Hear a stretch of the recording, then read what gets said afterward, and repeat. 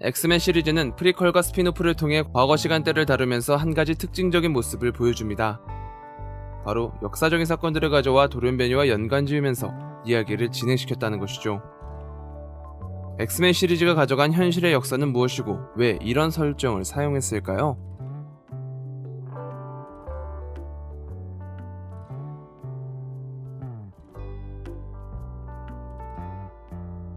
가장 먼저 과거로 갔던 엑스맨 탄생 울버린부터 찾아볼까요? 영화의 오프닝은 그의 어렸을 적 모습과 함께 형제인 빅터와 보낸 삶을 보여줍니다. 로건의 복장과 병사가 들고 있는 깃발로 알 수 있는 미국의 남북전쟁, 짧게 지나가는 전투기로 알 수 있는 1차 세계대전, 누르망디 상륙작전으로 알 수 있는 2차 세계대전, 마지막으로 배경에서 유추할 수 있는 베트남 전쟁. 힐링 팩터라는 능력을 가진 로건이 얼마나 오랜 삶을 살아왔으며 또 그 삶을 살아가기 위해 가진 능력을 활용하는 모습을 보여줬습니다. 다만 이 부분은 배경으로서만 다뤄지기 때문에 정확히 그가 무슨 역할을 했는지 또 전쟁에서 얼마나 비중이 있었는지는 알 수 없는데요.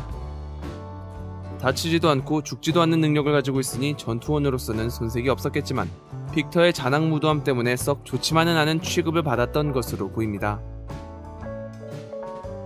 그가 본격적으로 역사에 이름을 남긴 순간은 시간이 흐른 후 데드풀. Wait, is that you?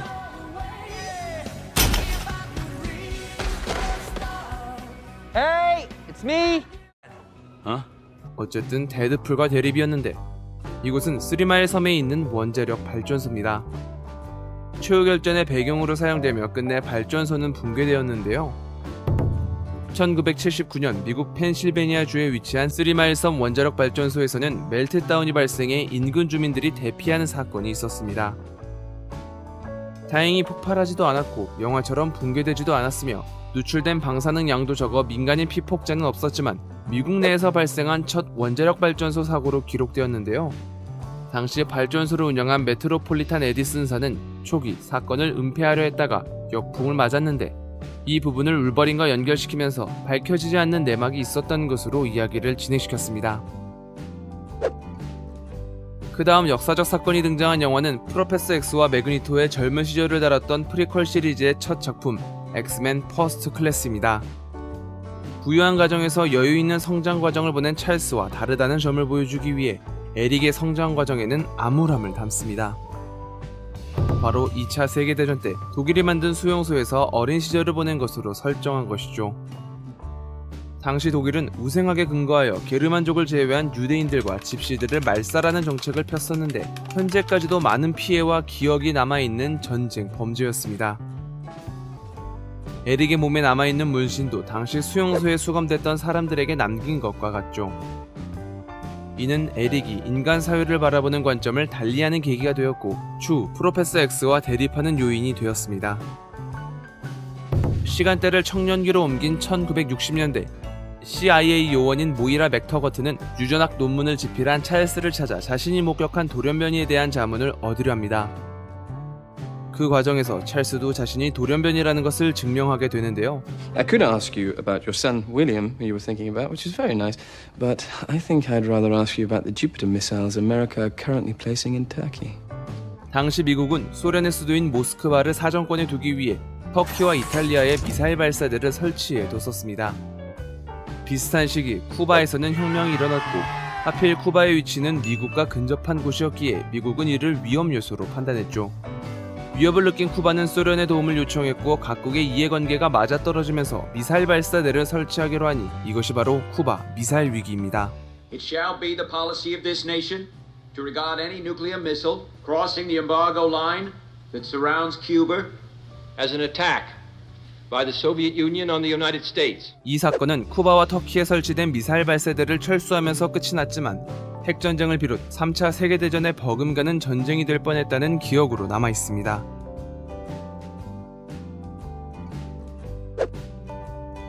울버린의 두 번째 솔로 영화에서도 역사적 사건이 등장합니다. 2차 세계대전 때 일본의 포로로 잡혀있는 로건. 얼마 뒤 원자폭탄이 투하됩니다. 나가사키에 떨어진 원자폭탄은 1945년 8월 6일 히로시마에 이어 8월 9일 투하된 두 번째 원자폭탄이었습니다. 이 공격으로 일본은 항복했고 세계대전은 공식적으로 끝이 났는데요. 로건의 괴물같은 회복력을 보여줌과 동시에 공간적 배경인 일본과 연결시키기 위해 사용되었습니다.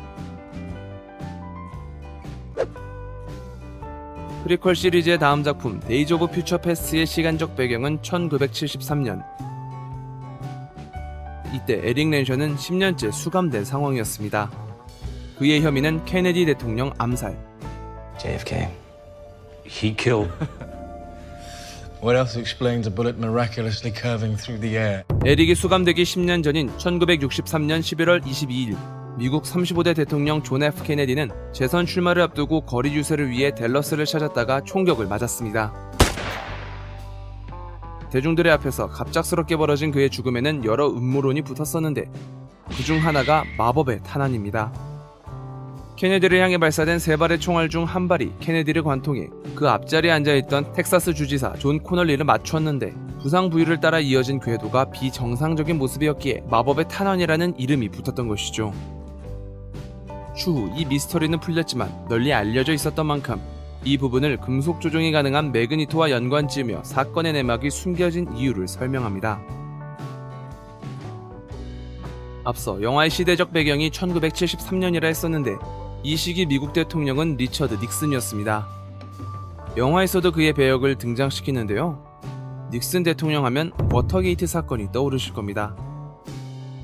워터게이트는 1972년부터 약 2년간 반대파인 민주당 선거운동 지휘본부가 입주한 워터게이트 호텔에 도청 장치를 설치했었던 사건으로 사건을 은폐하려다 거짓말이 탄로나 끝내 대통령직에서 물러난 초유의 사건이었습니다. 영화상에서도 이 부분을 언급했으며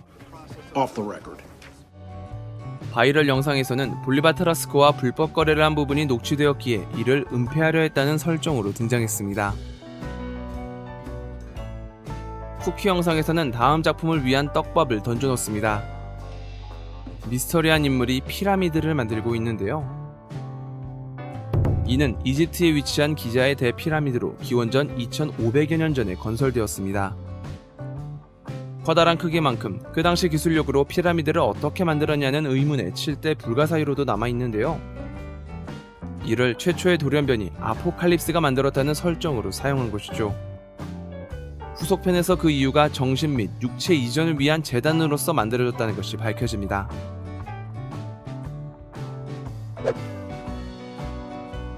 그 다음 작품인 다크 피닉스에서는 우주선이 등장합니다. 영화의 시대적 배경은 1992년, 바로 인데버호의 첫 비행이 있었던 시기와 같죠. 물론 인데버호는 임무를 성공적으로 마쳤습니다. 하지만 영화에서는 이 부분을 엑스맨의 대외 활동을 위해 사고가 생긴 것으로 바꿨는데 이때 나온 대사는 우주선 결함으로 임무에 실패했지만 전원이 생존한 아폴로 13호를 떠오르게 합니다. 그렇다면 엑스맨 시리즈는 왜 실제 역사를 가져왔을까요? 시리즈가 다룬 사건은 역사적으로도 큰 사건이었지만 당시 은폐되거나 명확하지 않는 음모론에 쌓인 것이 많았습니다. 여기에 돌연변이를 개입시킴으로써 예전부터 우리가 살고 있던 지구에 함께 있었지만 이런 공작이 있었기에 우리에게 알려지지 않았다라는 개연성을 만들 수 있게 되죠. 캐릭터와 세계관의 몰입감을 높이면서 흥미를 유발하고 설득력을 높일 수 있는 요소를 만드니까요. 엑스맨뿐만 아니라 많은 시리즈에서 이러한 모습을 볼 수 있는데 기회가 된다면 다음 영상에서 이 부분을 더 찾아보도록 하겠습니다. 제가 준비한 영상은 여기까지입니다. 좋아요와 구독 버튼 눌러주시면 영상을 만드는데 큰 힘을 받을 수 있습니다. 그럼 저는 더욱 재밌는 영상으로 다시 찾아뵐게요. 감사합니다.